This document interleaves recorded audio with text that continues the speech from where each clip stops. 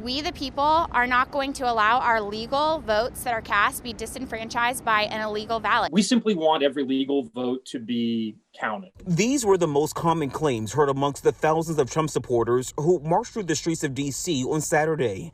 For this story, we spoke with Chris Barron, who was the organizer of March for Trump, Kylie Jane Kramer with Women for America First, Gary Nordlinger, a professor at the George Washington University, and Dr. Michael Fontroy. He's an associate professor at Howard University. For the first claim, it's pretty straightforward. There are no reports or evidence to suggest widespread voter or election fraud.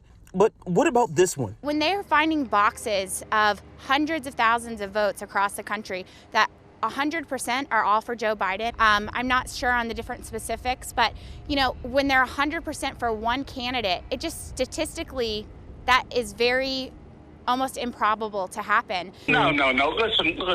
Hundreds of thousands of votes don't fit in little boxes that you can tuck away in corners. I think it is very, very unlikely that you'd ever have a precinct where there's not one single vote for a presidential candidate in there. Nordlinger told WUSA 9 election officials are still, in fact, counting absentee and provisional ballots, which is legal. But our experts have not heard of thousands of votes coming in boxes for one single candidate.